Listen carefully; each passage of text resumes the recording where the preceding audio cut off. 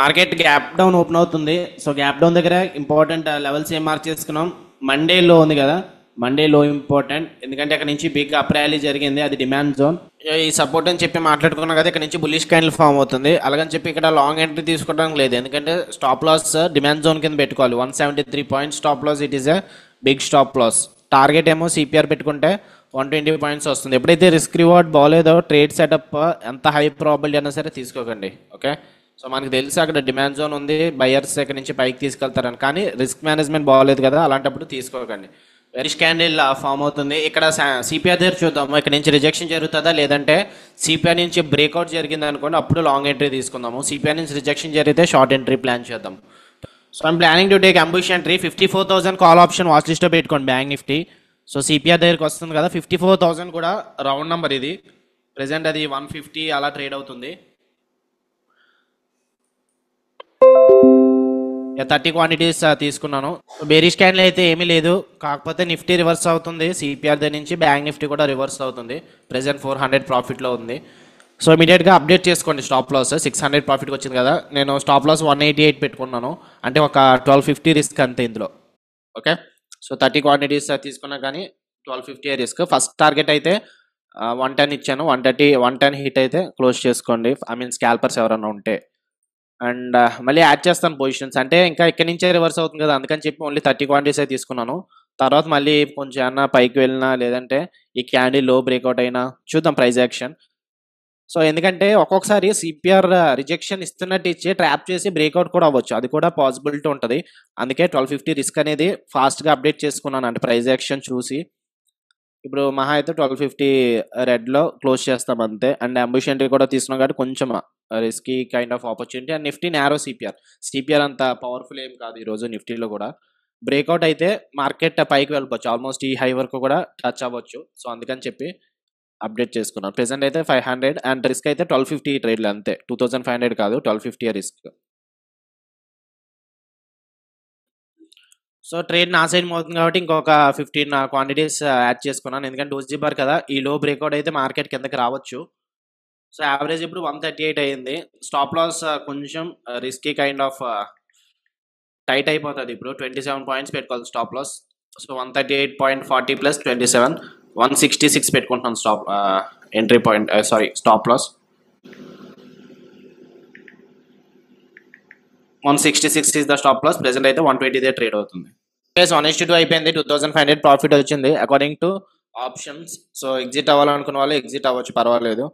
లేదు వెయిట్ చేస్తాను అనుకుంటే వెయిట్ చేయొచ్చు, కాకపోతే కొంచెం రిస్క్ అయితే ఫేస్ చేయాలి, ఎందుకంటే టైం అయితే 10 అయింది. ఇక్కడ నుంచి 11, 12, 1, 2, 3 ఆల్మోస్ట్ 5.5 అవర్స్ వెయిట్ చేయాలి, ఈ లోపు మార్కెట్ రిటర్న్ అవ్వచ్చు. సో ఈరోజు బ్యాంక్ నిఫ్టీ కూడా మంత్లీ ఎక్స్పైరీయే. సో నేను అట్లాగే ఏమన్నా అబ్నార్మల్ మూవ్ వస్తే all the way it can take all our profits 1:2. So చూసుకోండి స్టాప్ లాసెస్ జంప్ అవుతున్నాయి లేదన్నది చూసుకుంటూ ఉండండి, ఒకవేళ హోల్డ్ చేస్తున్న వాళ్ళు. లేదు ఆల్రెడీ ఎగ్జిట్ అవుతానంటే ఎగ్జిట్ అవ్వచ్చు, పర్వాలేదు. సో ఒక పని చేద్దాం, లేదంటే స్టాప్ లాస్ కాస్ట్కి అప్డేట్ చేసుకుందాం. 140 దగ్గర ఎంట్రీ తీసుకున్నాం కదా, or else will do one thing, 150 పెట్టుకుంటున్నాను స్టాప్ లాస్. ఓకే, ఒక 500 లాస్ అయ్యేలాగా. 53,900 put option, 54,000 and then 53,900 put option కూడా వాచ్ లిస్ట్లో పెట్టుకోండి. అంటే ఒకవేళ బ్రేక్అవుట్ స్ట్రాంగ్ బ్రేక్అవుట్ చూపిస్తేనే, మళ్ళీ విక్స్ అవి చూపిస్తే ఏమొద్దు. 53,900 put option and 54,000 put option watch లిస్ట్లో పెట్టుకోండి బ్యాంక్ నిఫ్టీ.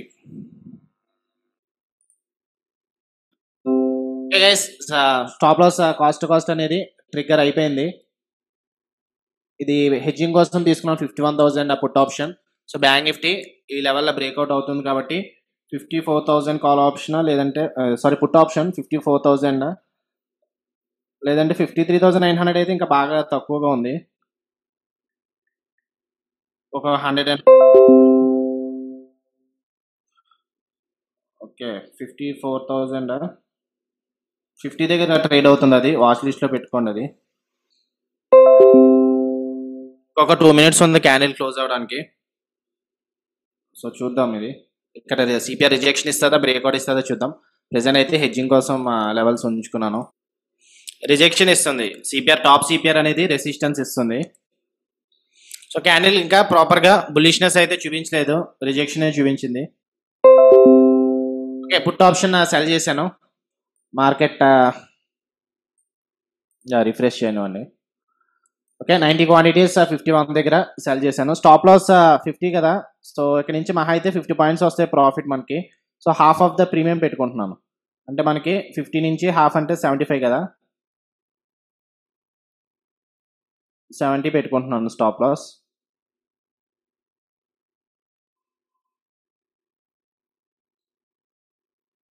$54,000 put option. అక్కడ సిపిఆర్ సపోర్ట్ ఉంది అండ్ నిఫ్టీ కూడా ఈ ఎంటైర్ జోన్ సపోర్ట్ అని చెప్పాను, ఆ సపోర్ట్ దగ్గర ఉంది కాబట్టి హై ప్రాబిలిటీ అనిపిస్తుంది. సో లూజ్ అయితే మనం ఒక 90 into 25 లేదంటే stop loss 2500 divided by 90, so 27 points పెట్టుకోవచ్చు ప్లస్ 50.05, 77 పెట్టుకోవచ్చు స్టాప్ లాస్ నేను. చూద్దాం ఏమవుతుందో. So that's about today's live trading. Actually ఇంకో ట్రేడ్ తీసుకోకూడదు అనుకున్నాం, బట్ బ్యాంక్ నిఫ్టీ ఇక్కడ tight consolation and then market చాలాసేపు నుంచి లో ఇక్కడ నుంచి రివర్సల్ అయితే ఇక్కడ నుంచి అవ్వచ్చు కదా, సో అందుకని చెప్పి సో తీసుకున్నాం ఇప్పుడు ప్రెసెంట్. సో చూద్దాం ప్రైస్ యాక్షన్ ఏమవుతుందో.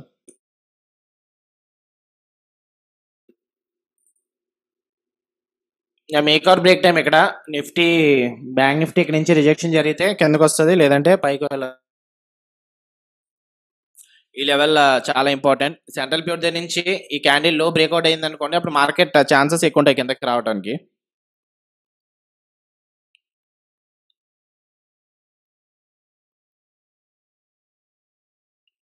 ఓకే ఫైన్, ఇక్కడ బ్రేక్అవుట్ అయితే ప్రాపర్గా ఏం చూపించట్లేదు, సో ఎగ్జిట్ అయిపోతాము. 55 ట్రేడ్ అవుతుంది కదా.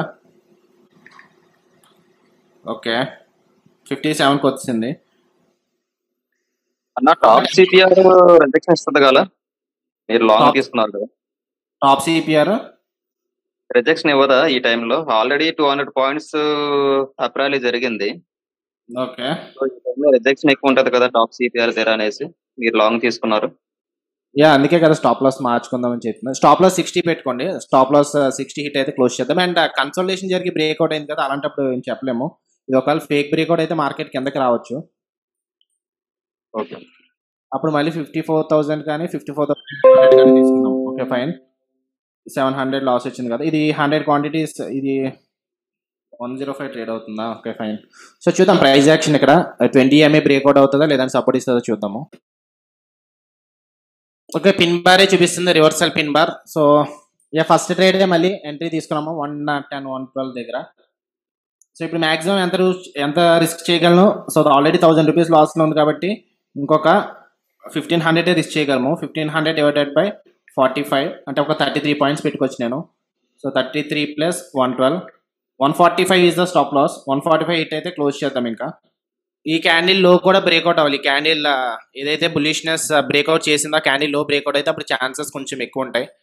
లేదు సిపిఆర్ బ్రేక్అవుట్ చేస్తే మనం స్టాప్ లాస్ హిట్ అయిపోతుంది. నేనైతే ప్రెసెంట్ అయితే నిఫ్టీ స్ట్రాంగ్ గా చూపిస్తుంది కాబట్టి ఈ లెవెల్ దగ్గరే రిజెక్షన్ చూపిస్తుంది కాబట్టి ఈ లెవెల్ బ్రేక్అవుట్ అయితే అప్పుడు బ్యాంక్ నిఫ్టీ కూడా బ్రేక్అవుట్ అవుద్ది అనుకుంటున్నాను.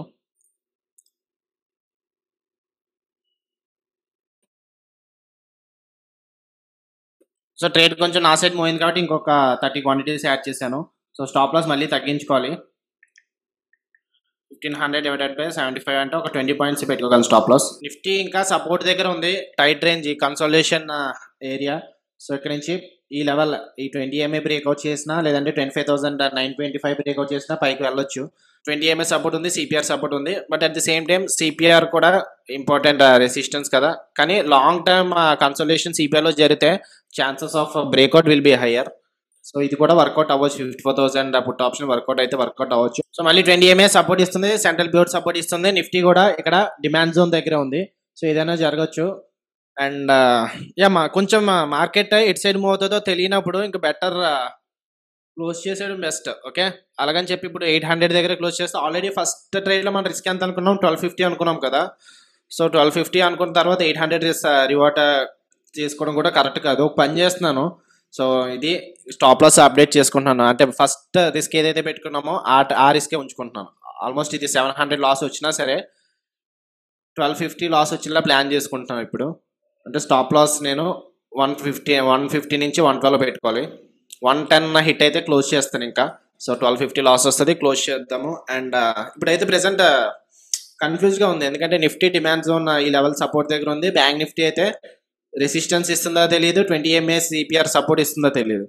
సిపిఆర్ అయితే బ్రేక్అవుట్ అవ్వలేదు, బట్ స్టిల్ 20 ఎంఏ సపోర్ట్ ఉంది కదా, సో ఏదైనా జరగచ్చు. రిస్క్ అయితే 1250 పెట్టుకుంటున్నాను. 2500 వస్తే 1:2 వచ్చేసినట్టే. ప్రెసెంట్ 1500 లాస్, 1500 ట్రేడ్ అవుతుంది. యాక్చువల్లీ ఇదైతే 2500 వచ్చినట్టే, ఎందుకంటే 715 లాస్ చేసాం కాబట్టి దానివల్ల ప్రాఫిట్ అనేది ఎక్కువ చూపించట్లేదు. సో ఇంక మార్కెట్కి వదిలేద్దాం. 1250 లాస్ పెట్టుకుంటున్నాను. ఇంకా 112 హిట్ అయితే క్లోజ్ చేస్తాను. 110 కానీ 115 కానీ హిట్ అయితే క్లోజ్ చేస్తాను. ఇంకా ఒక 30 పాయింట్స్ ఉన్నాయి.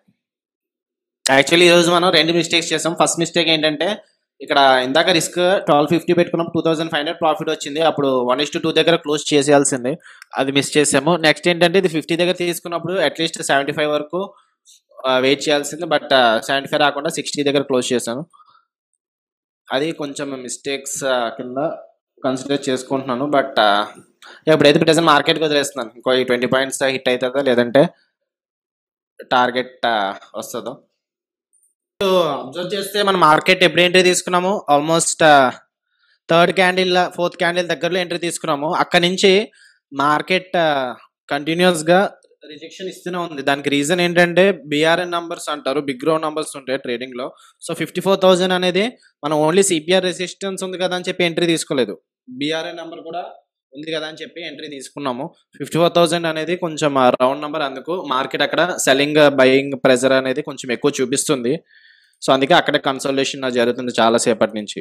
సో ఓవరాల్ ప్రాఫిట్ కూడా ఆల్మోస్ట్ 2000కి వచ్చింది. ఇంకొక 500 వస్తే 1:2 కూడా అయిపోయినట్టే. 1:2 ఆల్రెడీ అయిపోయింది. ఇది 2500 వచ్చింది, కాకపోతే మనం 700 లాస్ వల్ల ఇది కూడా కవర్ చేద్దామని చెప్పి వెయిట్ చేస్తున్నాను.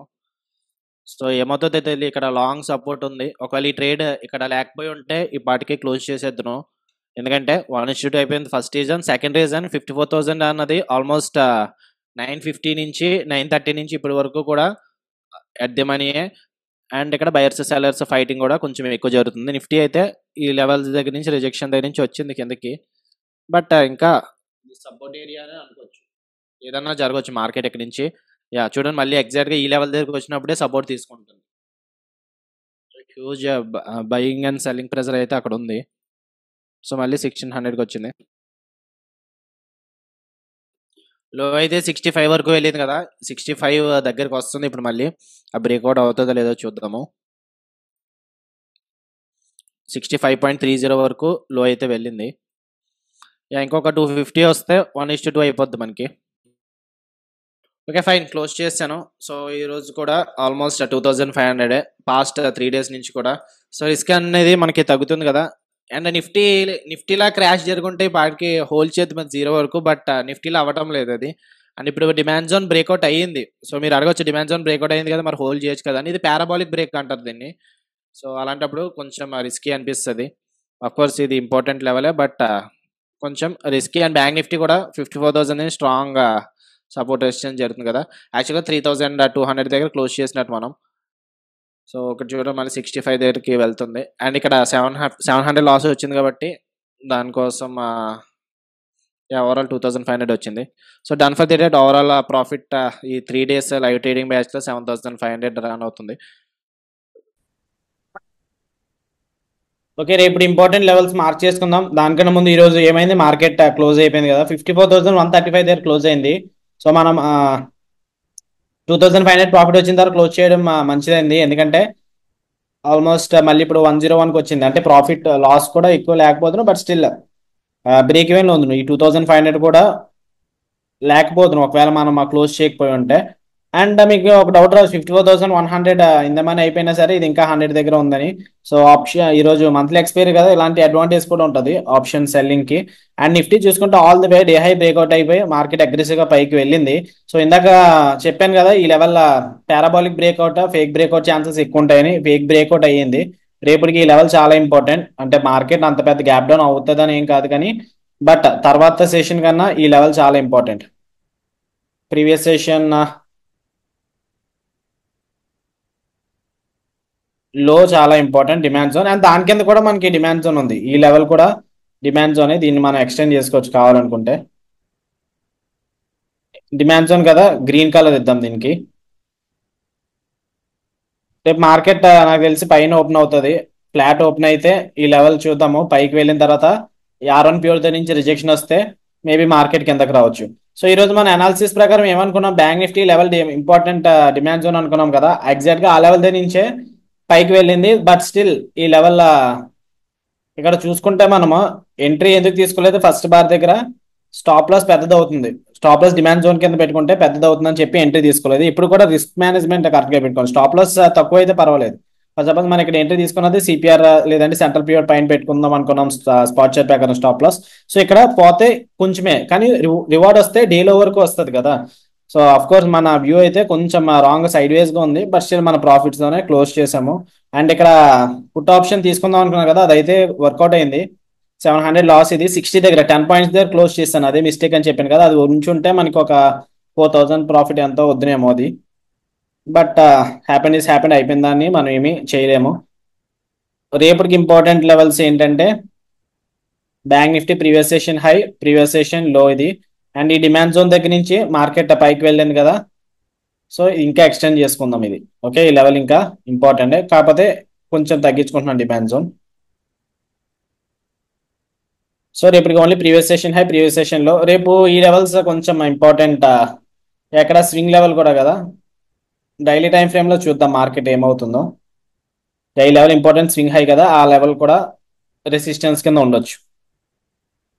అక్కడ ఏమైనా ప్రైస్ యాక్షన్ చూడండి, బేరిష్నెస్ చూపిస్తే మార్కెట్ మేబీ కిందకి రావచ్చు. అండ్ సిపిఆర్ కూడా ఇంపార్టెంట్ రేపు. So that's about tomorrow's important levels. Interest ఉంటే డే ట్రేడింగ్ కోర్స్ జాయిన్ అవ్వచ్చు. ఆల్మోస్ట్ స్ట్రాటజీస్ 35 స్ట్రాటజీస్ ఉంటాయి, అంటే 35 ఒకేసారి ఏమి యాక్టివేట్ అవ్వవు. 35 యాక్టివేట్ అయితే మన క్యాపిటల్ సరిపోదు అసలు అన్ని స్ట్రాటజీస్ ఆప్షన్స్ అన్ని తీసుకుంటే. But still high probability setup అనేది మీకు ఐడియా వస్తుంది నేర్చుకోవడానికి. అండ్ ఇంట్రెస్ట్ ఉంటే డే ట్రేడింగ్ కోర్స్ జాయిన్ అవ్వచ్చు, లింక్ కింద డిస్క్రిప్షన్ లో ఉంది. Okay guys, see you in the next session tomorrow, bye.